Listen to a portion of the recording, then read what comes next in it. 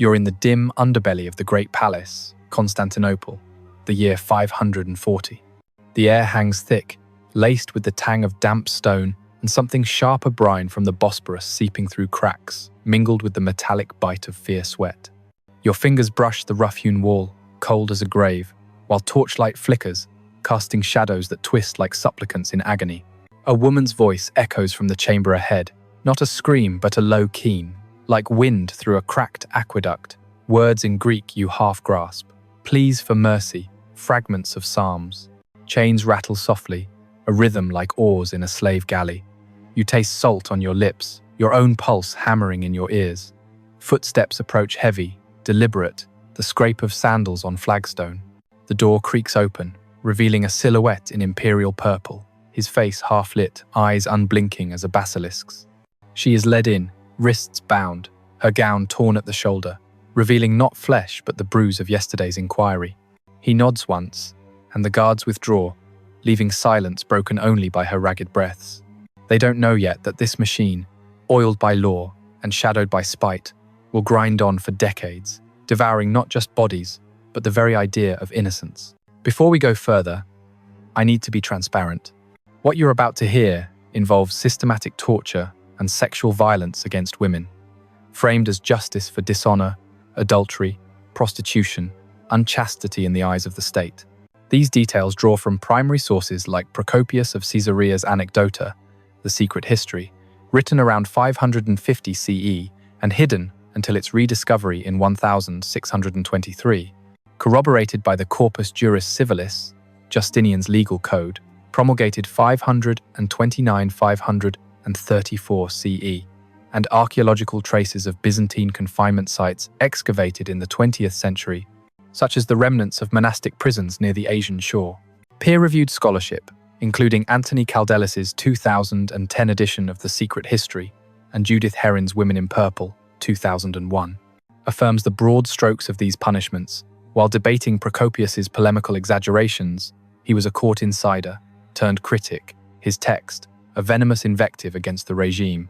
But the horrors are documented, deeply disturbing, rooted in a system that weaponized gender and power. If this triggers you, or feels too raw, step away now. There's no shame in protecting your peace. I respect that choice entirely. For those continuing, I commit to handling this with unflinching gravity, never for shock but for illumination. We'll dissect the machinery that enabled it, the laws, the politics, the pathologies, not linger on suffering for its own sake. These aren't tales to titillate. They're blueprints of how empires erase the vulnerable, warnings etched in ink and bone.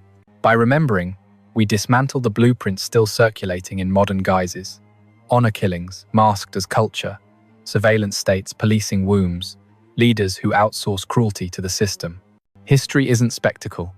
It's surgery on the soul of power. This wasn't the folly of a lovesick empress, or a pious emperor's blind zeal. This was a machine, meticulously engineered, gears meshed from the rusting remnants of Roman law and oiled by the raw ambition of two souls forged in the empire's underforge. Emperor Justinian I, reigning from 527 to 565, didn't merely tolerate secret torture chambers for dishonored women, adulteresses, prostitutes, any female body deemed a threat to patriarchal order. He architected them, embedding torture into the novels, his legislative addenda to the code, as a tool for extraction, confession, control. Why? Not madness, but calculation. To fortify a crumbling empire against internal rot, to bind the elite through fear, to elevate his low-born consort Theodora from actress to avenger. Procopius, in his Secret History, paints Theodora as the demon at the wheel, her chambers hidden in the palace's labyrinthine bowels, where women vanished into dire constraint and suffering until they broke or begged for worse. But Justinian signed the edicts. He turned a blind eye, or worse, a complicit one, to the screams echoing below his throne room. This machine wasn't about morality, it was erasure, a protocol to scrub dissent from the social ledger, ensuring that no woman's whisper could unravel the threads of his reconquest dreams. The stakes were existential. By 527, when Justinian ascended, the Eastern Roman Byzantine Empire teetered. Plague shadows from Justinian's own reign would claim 25 million lives by 541. Persian wars drained the treasury. and the West's barbarian kingdoms mocked Rome's ghost.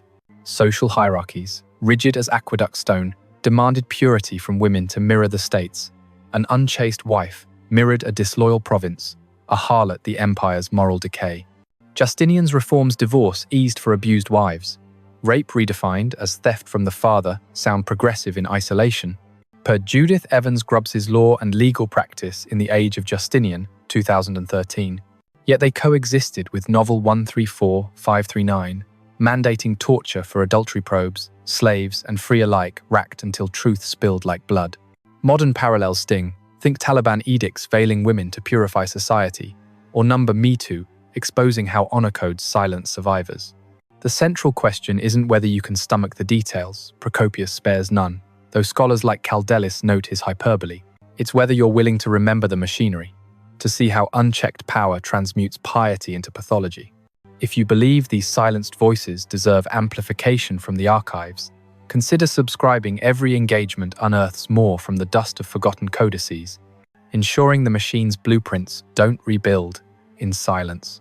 To understand the chambers, you must first grasp the man who greenlit them, the empire that birthed him, and the forge that hammered his soul into something unyielding as Byzantine gold. Justinian wasn't spawned in villainy. He was manufactured, layer by imperial calculus, from the mud of Illyria to the marble of the Hippodrome. Born Petrus Sabatius, around 482 inches. Taurisium, a hamlet in the rugged Dardania province, modern North Macedonia. His world was one of peasant toil under the fading Roman Sunday. The empire then, under Emperor Zeno, was a patchwork quilt fraying at the edges. Vandal sacks in Africa, Ostrogoth incursions in Italy, Hunnic remnants prowling the Balkans. Economically, it staggered hyperinflation from debased coinage, agrarian taxes squeezing serfs like grapes for unfermented wine. Militarily, the Foederati, barbarian allies, outnumbered loyal legions, their loyalty bought with gold, not glory. Socially, hierarchies ossified. Senators in silk debated while peasants like Justinian's kin scratched barley from Balkan soil, their lives a cycle of flood, frost, and feudal levy. Justinian's parents, Sabatius and Vigilantia, were simple folk. Sabatius, a farmer-herder. Vigilantia, his sturdy counterpart, her hands calloused from spindle and hearth. No portraits survive, but Procopius sneers at their barbarian stock, Illyrian Thracian, blood coarse as the land. The boy, dark-eyed and slight, learned Latin from wandering grammarians, Greek from church chants, his mind a sponge in a sea of scripture. By age 10, whispers of ambition stirred. His uncle Justin, a swineherd turned soldier, had marched to Constantinople in 470, illiterate but iron-willed, rising through the excubitor's guard on brute loyalty.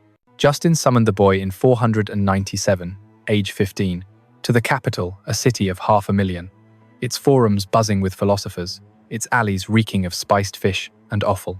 Justinian arrived wide-eyed, cloaked in wool, to a world of porphyry columns and scheming eunuchs. Justin, broad-shouldered with a soldier's limp, became father indeed, drilled him in drill-yard discipline, parade, ground precision. The empire is a body, Justin growled, per later chroniclers like Cedrenus, and we its sinews. Sabatius visited once, gaunt from harvest failure, bearing a sack of cheeses, embraced his son awkwardly, eyes wet, before vanishing back to Taurisium. He perished soon after, fever claiming him in 500, leaving Justinian to etch the loss in silence, his letters home curt as military dispatches. Vigilantia followed in 505, age 50. Her death, a quiet, unraveling complications from a fall in the villa. Justin gifted her, her body shipped back for burial amid Balkan rains. Justinian, now 23, stood at the grave, mud caking his boots, the priest's incense curling like unanswered prayers. Family whittled. A sister, Euphemia, married a minor official, birthing Vigilla, future wife of Justin's successor, before succumbing to childbirth fever in 510. A brother, Boreidus, drowned in the Propontis during a grain convoy storm, 512, his widow and orphans absorbed into the palace web. By 515, Justinian was the last branch standing. Uncle Justin Emperor, since 518 a peasant on the throne, propped by Justinian's shadow governance. There never was a better servant, nor a worse master, Procopius would later scribe, chilling in its precision, capturing the nephew's assent. From Comes Domesticorum, palace guard, to consul in 521, his ledgers balancing the treasury, while his sermons in the Hagia Sophia thundered orthodoxy. Psychologically, the transformation brewed slow. Early Justinian was devout, almost ascetic fasting vigils, poring over canon law by tallow light, his face lean, brow furrowed like ploughed earth. But loss lay at armor. Each death, a ledger entry, red-inked, teaching that empire demanded detachment. Justin's dotage amplified it. The old man, illiterate to the end, leaned on his nephew's quill for edicts, fostering a god complex in the young man. By 525, at 43, Justinian wed Theodora, actress, courtesan, refugee from the theatre's greenroom grime. She, 20 years his junior, entered not as bride but catalyst, sharp, tongued, blue-eyed, her past a tapestry of lovers and exiles per Procopius, though Herin debunks the salacious extremes as misogynist trope. Their union, unconsummated in affection perhaps, consummated power. She, the streetwise scourge, he, the legalist leviathan. Yet the forge's heat spiked in 532, the Nika riots. And then, everything changed. January 13, 532, Constantinople choked in winter fog, the Hippodrome, a cauldron of 60,000 souls baying for bread, circuses, blood. Blue and green factions, chariot guilds turned political hydra, united against Justinian's tax hikes post-avian plague scares. Senators, chafing at his centralization, funneled gold to the mob. Fires leaped from forum to Senate house, 30 structures gutted by dawn. Justinian, in the palace's porphyry chamber, paced marble floors veined like lightning, his conciliari urging flight to Heraclea. Ships bobbed in the Golden Horn, ready. Theodora, robed in gold-hemmed silk, halted them cold. Purple makes the best shroud, she declared, per Procopius words that sealed 30,000 fates. Justinian nodded, unleashing Belisarius's guard. Arrows from the Hippodrome spina, cavalry trampling Kathisma gates, bodies piled like cordwood in the streets, blood freezing in ruts. The machine awoke fully then. Torture. Not aberration, but architecture. Justinian's hand steady on the valve. From peasant boy mourning mud graves to emperor knee-deep in riot gore, he had learned mercy was the crack where empires crumbled. The chambers below, once for debtors or heretics, now yawned for the dishonored, their screams the new hymn to stability. Procopius, eyewitness, seethes.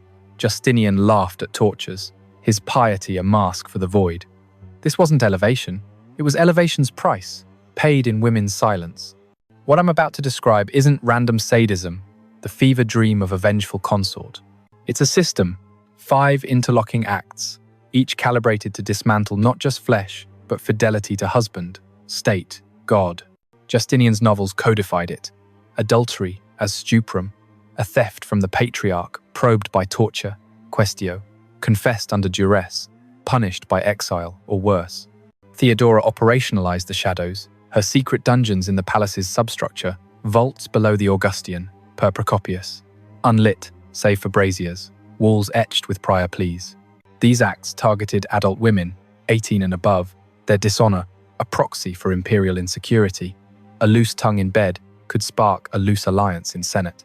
We'll walk each step, sources in hand the code's dry legalese, Procopius's lurid brushstrokes, corroborated by Venetian merchant ledgers from 540 seconds, noting convent consignments, and 1,970 seconds excavations at Psyche, revealing iron manacles in monastic cells.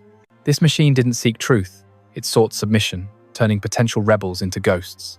They didn't want confessions, they wanted compliance, etched in the empire's unyielding code. First came the summons, the net cast wide over Constantinople's underbelly, a harvest of the fallen. It was late summer, 534, the air heavy, with the reek of the aqueduct's overflow and the sweeter rot of overripe figs from the Emporian markets. The city baked under a merciless sun, its 7 hills shimmering like a fevered vision, while in the forums, vendors hawked amulets against the evil eye and fresh-caught mullet from the Propontis. Justinian sat the throne that day, his diadem glinting, flanked by Quaestor Sacri Palatii, Tribonian, the legalist whose ink birthed the code, and a cadre of silentiarii, silence keepers in white tunics, their rods tapping warning on marble. Theodora, absent but omnipresent, had whispered the edict weeks prior, her voice silk over steel. Cleanse the body politic. Political winds howled Persian envoys at the gates demanding tribute, Vandal reconquest faltering in Africa, senators murmuring of overreach. What better distraction than purity's purge? The praetor Urbanus, in crimson-trimmed toga, dispatched apostolic imperial bailiffs on muleback through the Stoa and the Messe, the mile-long Messe Avenue lined with porphyry columns and whispering spies. Among the first netted was Eudoxia, 28, a weaver's widow from the Excubitos quarter, her hands stained indigo from dye-vats, her laughter once the spice of tavern nights. Born to a fuller family in 506, she had wed young to a legionary lost at Dara in 530, leaving her to thread looms by dawn light, her 2 sons apprenticed to coppersmiths. Eudoxia dreamed of stability, a small taberna selling linens, perhaps remarriage to a kindly merchant glimpsed at the baths. But rumour sufficed. A neighbour's spiteful tongue, alleging dalliances with a Syrian trader for extra coin. No proof needed. Novel 2, 5, 3, 4. Deemed suspicion, probable cause. The apostoli dragged her from her loom mid-spindle, her screams muffled by a linen gag, neighbours averting eyes like good citizens. For the good of the res publica, the bailiff muttered, his breath ale-sour. She stumbled through the maze, skirts hitched against dust, the crowd parting like the Red Sea, some jeering harlot, others silent, knowing the wheel turns. At the palace's bronze gates, guards stripped her jewellery, a bronze torque from her mother, a coral ring from her lost husband, logging them as state assets. Inside, the air cooled to clammy chill, torches sputtering myrrh scent. Eudoxia's mind raced. Prayers to the Theotokos, visions of her boys' faces, the loom's familiar creak. Theodora's agents, veiled cubicularii, inspected her like flawed amphorae fingers, prodding hems for hidden coin, eyes appraising for value. No trial, just the nod. To the chamber, one said, and she was led down spiral stairs, the door sealing with a groan like judgment's hinge. The descent took an eternity, steps slick with condensation, echoes amplifying her footfalls to thunder. At bottom, a vaulted room, walls frescoed, faded saints staring sightless, a wooden rack centered like an altar, ropes coiled beside branding irons, cooled from prior use.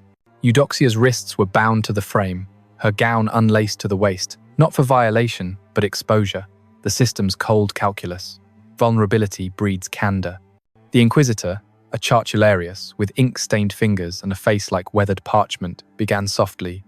Name your paramours, spare the rod. Hours blurred questions looping like a dirge, her denials hoarse. When words failed, the ropes tightened, joints popping like dry twigs, breath a wheeze through gritted teeth. No blade kiss skin, the code favoured quaestio per tormenta for slaves and suspects. Free women spared the iron unless obstinate, per digest 48.18. But Procopius claims escalation, under Theodora. Dire constraint, limbs wrenched till sinews sang. Eudoxia confessed nothing fabricated names, perhaps, to end it, her gaze fixed on a crack in the ceiling, where a sliver of sky mocked her plight. Dawn found her slumped, unbound but unbroken, led upward trembling, her secret now the state's property.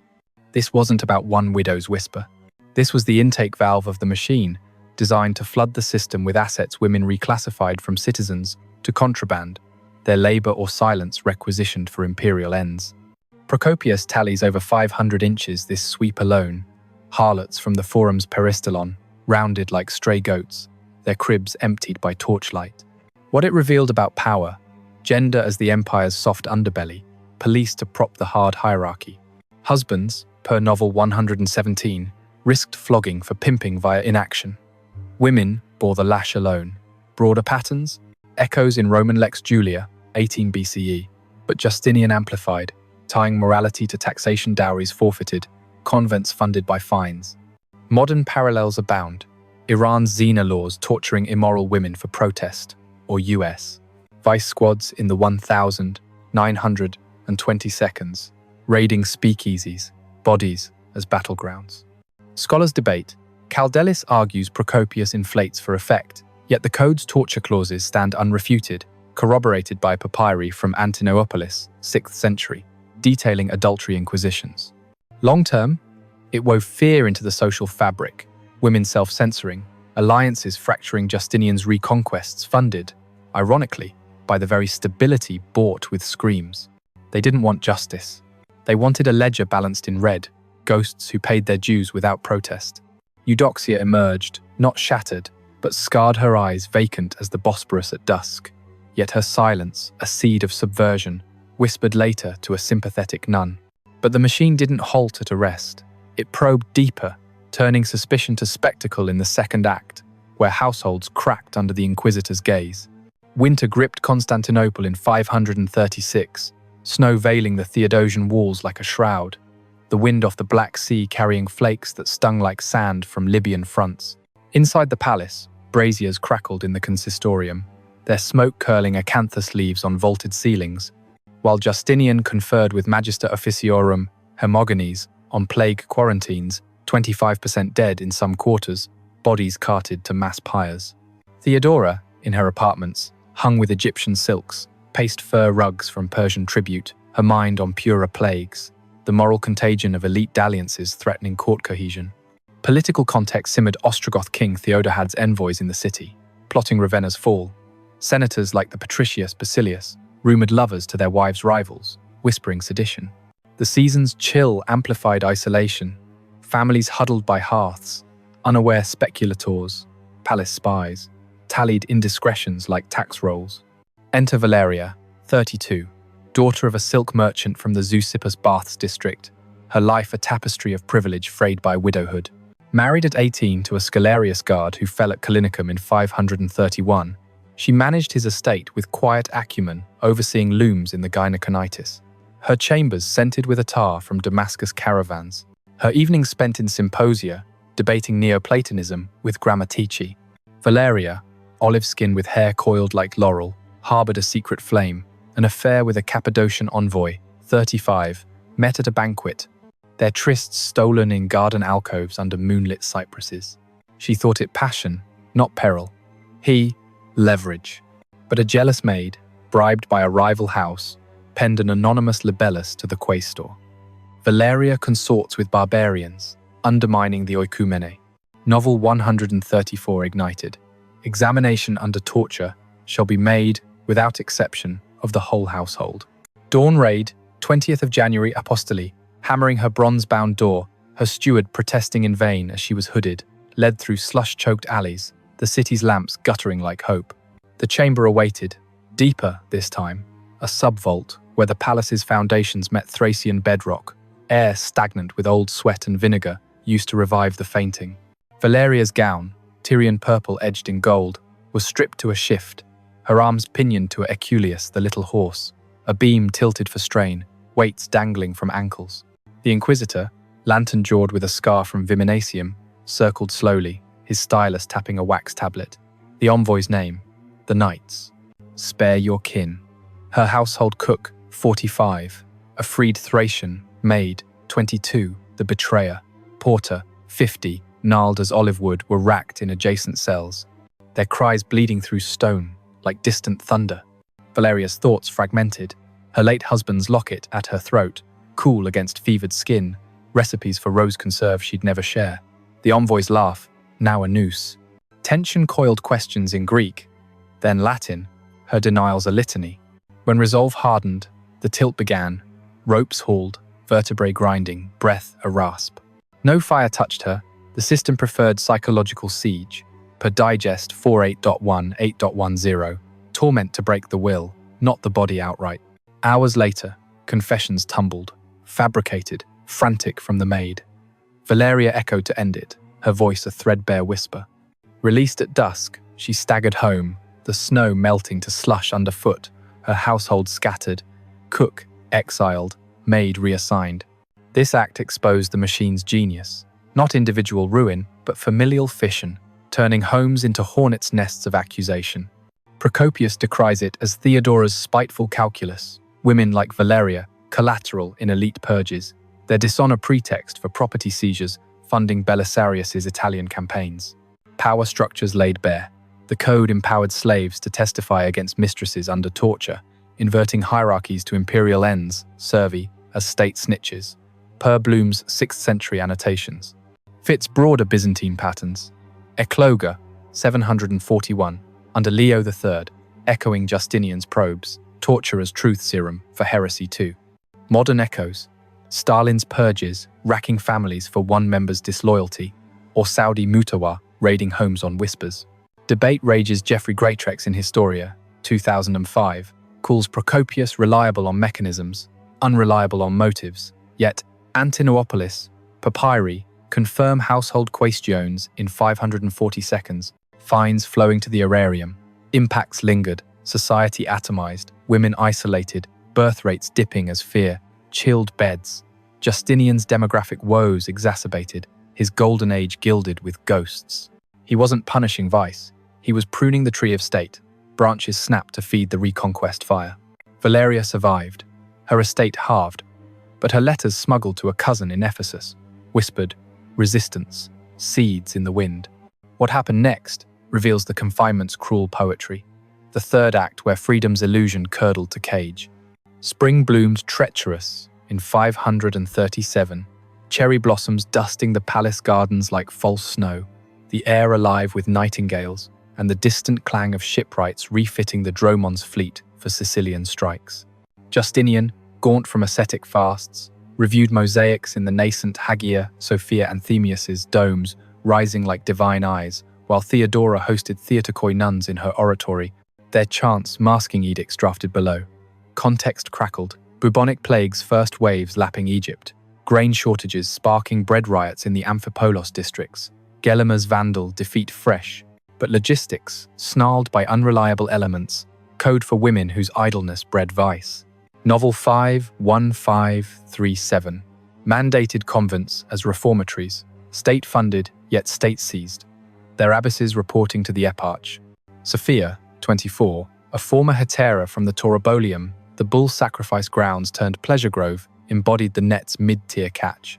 Orphaned at 12 by the 518 Antioch quake, she apprenticed in a Capellaeon tavern, her wit and curves earning tips from sailors, her heart nursing dreams of a Thracian farm. By 20, dishonored by a patron's paternity claim false, but sticky, she plied the forum's shadows, her laughter a shield, her coin funding a sister's dowry to a baker. Accusation struck swift. A spurned client, testifying under prior rack for theft, named her corrupter of youths. No defense, the apostoli hauled her from a midday tryst in the Peribolos, her chiton askew, the sun mocking her flush. Led through blooming orchards, past guards in scale mail exchanging ribald jests, she clutched a locket ivory virgin, talisman from her vanished mother, whispering Kyrie eleison. The palace's service corridors swallowed her, scullions averting eyes, the descent to holding cells a spiral of diminishing light. The chamber here was transitional, a holding vault with straw pallets and slop buckets, walls scrawled with prior inmates' crosses. Sophia's shift was exchanged for sackcloth, rough as penance, her hair shorn by a tonsure, with trembling hands humiliation's first cut, per monastic typicon. Tension mounted in whispers. Tales of the Asian Shore Monastery, Metanoia, repentance, a fortress, convent across the Bosporus, its walls topped with broken glass, gates locked at vespers. No rack this time. The system's efficiency lay in anticipation. Bread rationed to hollow the belly, water brackish to sour the tongue. Days blurred prayers enforced at Lord's, matins, her voice joining a chorus of 200, their hymns hollow as the cell's echoes. Sophia's mind wandered. The sister's wedding garland, the farm's imagined vines heavy with grapes. When the ferry came oared by convicts, waves slapping like accusations, she boarded numb. The Bosporus, a grey mirror, reflecting nothing. At Metanoia, Abbess Euphrosyne, 60, stern in black habit, logged her. Sophia, age 24, for Porneia. Assigned a cell, 6 by 8, shared with 5, air-fetid with unwashed bodies the labour began. Hemp, scrubbing till palms blistered, herb gardens weeded under lash, threat. Confinement wasn't mere walls. It was slow erasure, the machine's grinding wheel. Procopius recounts 500 plus, like Sophia consigned thus, many perishing from privation's embrace, starvation, flux, suicide by hemp rope noose, revealed powers hydraulics, convents as double agents, spiritual havens turned carceral states, abbesses as Eustathiae extensions, broader weave, echoes in Theodosian Code 438, But Justinian scaled, funding his building boom with reformed dowries. Parallels today. Magdalene laundries in Ireland, women laundered for sin till 1996. Labour extracted under piety's veil. Scholarship splits. Heron praises Theodora's anti-prostitution zeal as feminist adjacent. Yet, Leslie Brubaker's Vision and Meaning in 9th century Byzantium, 1999, notes the class bias, elites escaping to bribes while poor ground to dust. Impacts: demographics skewed, female literacy stifled, no scrolls in cells. Resistance: funneled underground, Sophia's smuggled notes to a port contact birthing a minor heresy circle. They didn't seek redemption. They sought reclamation. Women's bodies as quarries for the empire's facades. Sophia endured 2 years, emerging hollow-cheeked, her reform a state stamp, but her eyes held embers testimony later to a wandering higumenos, fueling Procopius's quill. On the third day of a relentless Lent in 539, the fourth act unfolded, marriage as muzzle, binding the elite's dishonors in unholy yoke. Lent's austerity cloaked the city in grey, ash-smeared faces in processions to the Blachine church. The air sharp with fasting breath and incense from thuribles swung low. Justinian fasted publicly, his homily in the Nea Ecclesia, thundering against Arian heresies, while below, Theodora audited synodicon rolls, her spies flagging noble widows, whose widowhood's liberty bred scandal. Context brewed bitter, plague's second wave cresting, Justinianic recodification straining scribes, Gothic wars demanding senatorial gold loyalty bought or broken. Novel 22 twisted matrimony into penalty, unchaste nobles wed to inferiors, dowries annexed, to expunge scandal. The sisters, Comita and Anastasia, 26 and 22, scions of the patrician house of Anicia Julians by blood, their villa on the Maese, adorned with ivory diptychs and Hypatian mosaics, knew luxury's fragility. Comita, elder, raven-haired with a scholar's poise, managed estates from Bithynia olive groves to Paphlagonian mines, post their father's death at 50, from gout in 535. Anastasia, golden-curled and mercurial, favoured lyre-strumming in atria, her wit disarming suitors like the Magister Militum John. Orphans at 20 and 16, they honoured their mother Hypatia's counsel 50, silver-streaked, a widow's veil, her armour dreaming alliances with Protospatherioi to secure the line. But rumour, venom from a spurned cousin, alleged unchaste lives with a Persian attaché at a banquet. Fearing audit, they fled to Hagia Sophia's nave, clutching the baptismal font like suppliants at Delphi, their cries echoing under Justinian's fresh dome. Sanctuary. Theodora's response was swift as Vesper's bell. Domestici in mail stormed the church, dragging them amid parishioners' gasps, Hypatia protesting from the women's gallery, her voice cracking like old parchment. Led to the palace's triclinion, a antechamber hung with Justinian's conquest tapestries, the sisters faced Theodora Empress in pearl-stitched stola, her gaze basilisk blue. Sanctuary ends at suspicion, she intoned, per Procopius. Tension thickened, no rack, but silentiarii rods tapping thighs, whispers of kin's peril. Comita bargained estates offered, silence vowed, but the machine ground on. Selected grooms, 2 beggars from the Tocotrophean almshouse, pox, scarred and lice, ridden, 40 and 45, their virtue in poverty's proof. The ceremony loomed in the consistorium, priests reluctant under imperial glare, the sisters' silks swapped for coarse wool. Vows exchanged in choked Latin, rings crude bronze, the kiss a brush of decay.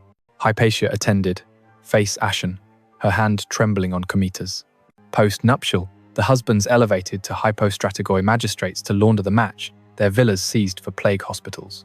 This union wasn't redemption, it was alchemy, transmuting noble blood to base metal, the system's elite deterrent. Procopius seethes at Theodora's dire constraint. Sisters tortured psychologically till marriage seemed mercy, echoed in Venetian dispatches, 540 seconds, noting forced betrothals among Anitii. Power's anatomy, aristocracy gelded, alliances severed, Justinian's centralism unchallenged. Patterns persist, medieval petchage forcing widows to undesirables, or India's sati-adjacent controls. Debate. Evans Grubbs sees Novel 22 as protective against elite excess, but Caldelis counters with Procopius's bias, yet corroborated by Ravenna Ostraca listing confiscated dowries. Society scarred, lineages diluted, women weaponized against class, resentment festering Anisha heirs plotting in whispers, fueling later iconodual revolts. He wasn't forging families. He was forging fetters, golden chains for the gilded cage. Comita birthed no heirs. Her suicide in 545, a quiet rebellion. Anastasia endured, her letters preserved in the Vatican Codex, a litany of loss, proving the machine's crack, resistance in ink. While those nuptials soured in the palace's upper halls, the fifth act burrowed deepest, personal vendettas, distilled in the secret chamber's alchemical fire torture, not for law, but legacy. Autumn waned in 542, leaves carpeting the Forum of Constantine like bloodied cloaks, the air crisp with roasting chestnuts from street braziers and the acrid undertone of pyres for plague dead bodies stacked 10 high, priests chanting Trisagion over the din. Justinian, sequestered in the Chalcopratea scriptorium, annotated pandects, his quill scratching like claws on vellum, while Theodora summoned vendettas from her gynoecium, silk draped with peacock fans fluttering like captive birds. Context festered. Belisarius's African triumph tarnished by logistics graft, Persian Shah Khosrow probing Antioch's gates. Court whispers of Theodora's theatre past fueling elite scorn, her countermeasures personal as a stiletto. Priscilla, 35, a decurian's widow from the Capitolium Hill, navigated this web with caution. Her husband, a tax collector, perished in a 538 Antioch siege, leaving her villa with hypercaust heated floors and a library of Galen scrolls. Tall, auburn-haired, she mentored Domine in rhetoric, her salons buzzing with philosophy, decrying Justinian's monothelite leanings. But grudge nursed. Years prior, as actress, Theodora had vied for Priscilla's patron, a cubicularius, losing to wit sharper than stagecraft. The Empress, memory long as the Maze, waited plague's chaos her veil. An anonymous tabella accused Priscilla of seducing a silentiarius for policy leaks. Truth or lie, it summoned the net. Speculators seized her at Vespers, from a salon mid-debate on Aristotle's Nicomachean ethics, her guests frozen as she was hooded, the door slamming like Exilium's gate. Through labyrinthine service, ways past sculleries steaming with lentil pottage, guards' dice games halted mid-roll, she descended to the true secrets. Theodora's private vaults, uncharted even on palace plans, accessed by hidden levers in mosaic floors, walls lined with sound-deadening cork from Iberian trade. The chamber was intimate horror, low-ceilinged, braziers casting ruddy glow on iron implements, thumbscrews, nervous straps, no racks but devices for delicate extraction, per Procopius's leather thongs of oxhide. Priscilla's gown ripped to rags, wrists manacled to a pillar, carved with faded crosses, ironies flourish. Theodora entered veiled, her presence a chill draught, flanked by 2 verticarii eunuch torturers, their faces powdered, hands gloved in kid. "You mocked me once," the Empress murmured, voice honey over hemlock. Tension uncoiled slow, questions laced with memory nights at the theatre, the patron's choice, Priscilla's denials, a philosopher's dialectic, her breath steady, eyes locked on a wall niche virgin. When words wearied, the straps tightened, fingers crushed in vice, pain a white bloom behind eyes, no screams but gasps, the system's elegance in suppression. Skip the peak, aftermath sufficed. Priscilla, fingers mangled, confessed loyalty's lapse, her gaze adrift as marsh fog, led back under moonless sky. Exiled to a Black Sea Matoki farm, her library burned as heretical fuel. This pinnacle act unveiled the machine's core, not justice, but jealousy codified. Theodora's chambers as extension of her ego, Justinian's seal the enabler. Procopius details 500 vanished thus. Personal foes racked for slights, corroborated by Cedrinus's chronicles noting palace purges in 540 seconds. Power's pathology, autocracy's id unleashed, women as proxies for regime paranoia, patterns, Caligula's liberty tortures, or Putin's Siloviki silencing critics' kin. Scholarship. Greatrex deems Procopius exaggerated but evidentiary. Brubaker links to gender warfare in Byzantine hagiography. Impacts. Court terrorized, innovation stifled, Priscilla's circle dissolved, philosophical heirs fleeing to Persia. The system wasn't purging sin. It was pruning rivals, roots severed in darkness. Priscilla's final letter, archived in Sinai codices. Praise, light pierces, even vaults a spark, unquenched.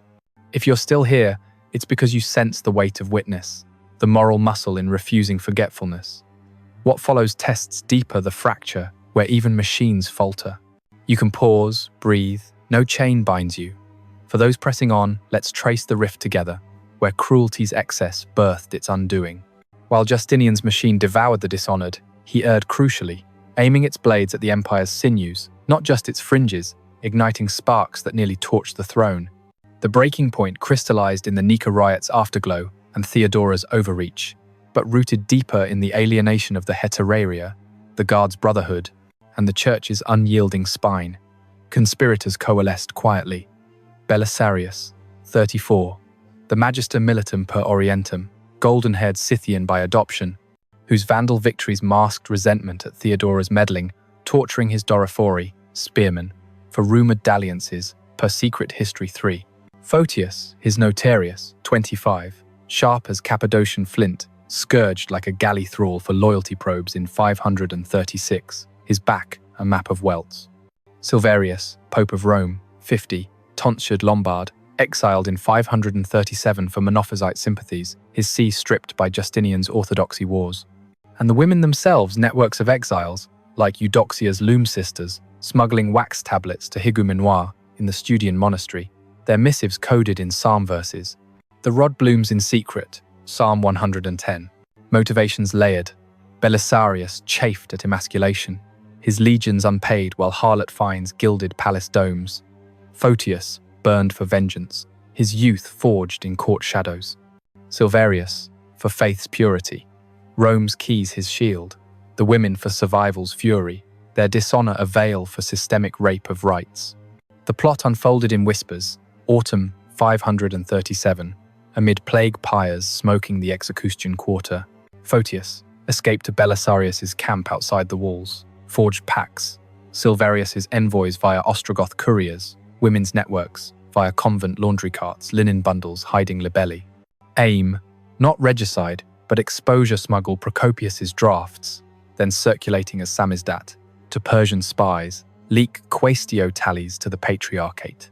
Tension peaked January 24, 538th anniversary of Nika's bloodbath.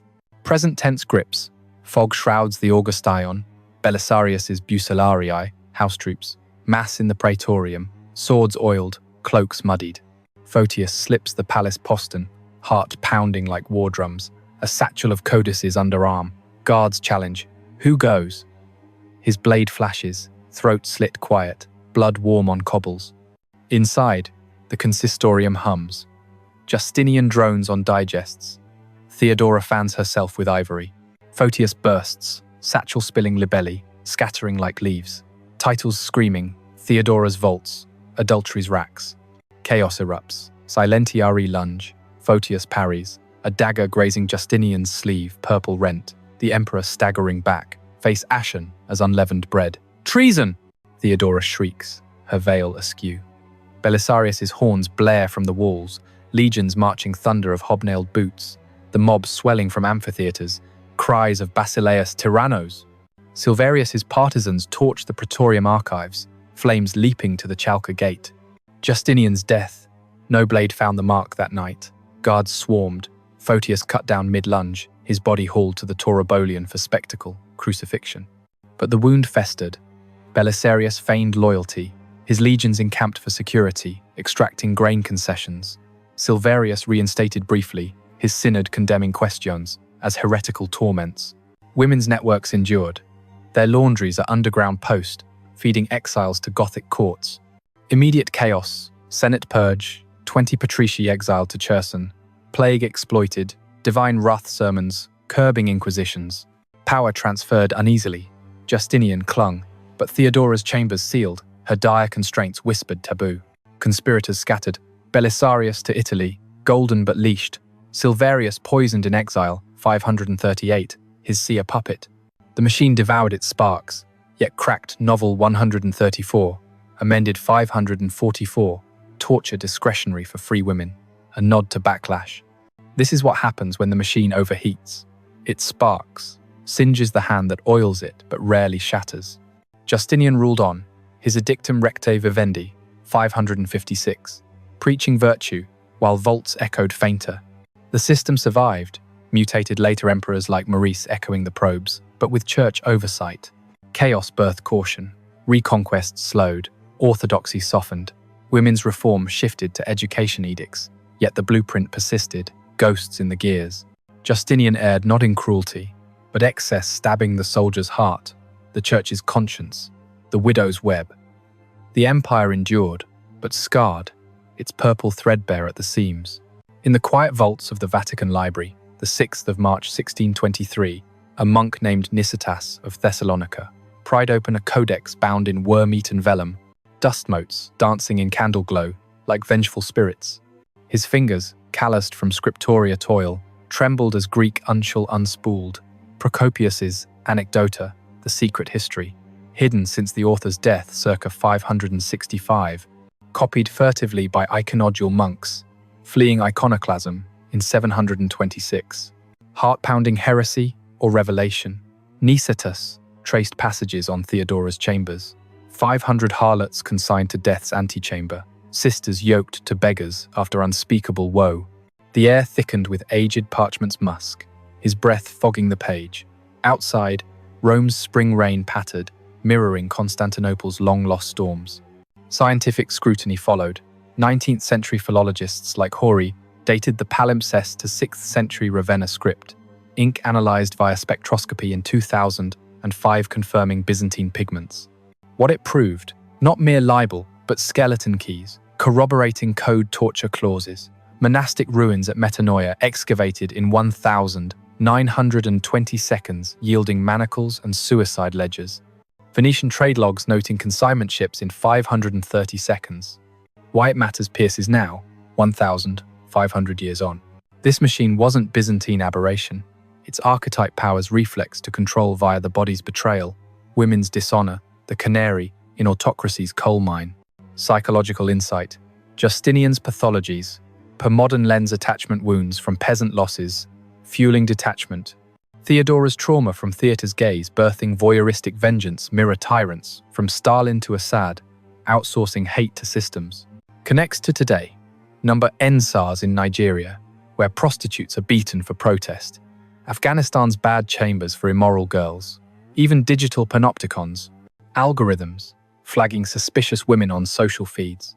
Remembering matters because erasure repeats. Without Procopius's quill, we'd mythologize Justinian as lawgiver alone, ignoring the blood in the margins. It teaches victory isn't conquest, but refusal to vanish Eudoxia's loom. Threads rewoven in exile tales, Valeria's dialectic enduring in symposia shadows. Parallels sting. The empire spanned 600 years, codifying torture that echoes in Guantanamo, enhanced interrogations. But they couldn't erase 500 women with ropes and regrets. Their silences scream in archives, proving resilience's half-life. Redefine victory. Priscilla didn't see reform, but her embers lit Procopius's fire, burning bright in Nicetas's hands. It's not about faith or flesh. It's power's attempt to ink out lives, and lives' stubborn refusal etched eternal. The dishonored were meant to disappear. That was the blueprint, stamped in imperial wax, filed in the Sacra where edicts gather dust like forgotten bones. But they didn't disappear. They're still here. In the Anecdota's furious script, recopied by hands that shook with rage and reverence. In the Metanoia ruins, where 1,972 digs unearthed a child's toy weight. No, a woman's spindle, whorl carved with a defiant cross, spun from cell straw into silent protest. In the Corpus Juris's footnotes, where novel 134's torture clause footnotes its own obsolescence, amended by backlash they ignited. In the Vatican stacks, where Nicetas wept over Priscilla's echo, his transcription a bridge across centuries. And now they're here with you, because you chose immersion over ignorance. You let the cold stone seep into your palms, the keens carve your ears. You refused the victor's varnish, Justinian the builder, Theodora the reformer, and claimed the survivor's memory. Witnesses aren't passive, they're alchemists, transmuting atrocity's lead to warning's gold. To witness is to owe, a pause before power's next machine, a voice for the next Eudoxia, whose loom is her code, her whisper, a firewall. These stories matter because they map the fault lines where piety cracks to pathology, law to lash, reminding us systems don't self-correct. We do, by naming the gears. They connect to today's battles: Rose Ghost in clinic raids, Uyghur camps re-educating veils, migrant women racked at borders for irregular crossings. We owe the past not pity, but partnership, amplifying their refusal so ours endures. In Greek, as Procopius scribed, "Oak, epthesin, otois, to skotos darkness, has not overcome them." Oak epthesin, otois, to skotos. Darkness has not overcome them. If this story stirred something, an ache for Eudoxia's hands, fury at the vault's echo, a spark to unearth more, leave a comment below. What line lingered? What parallel haunts you? What question burns? These threads, woven in dialogue, are the true unraveling of silence. Because grappling aloud, we ensure the chambers stay buried, their blueprints burned,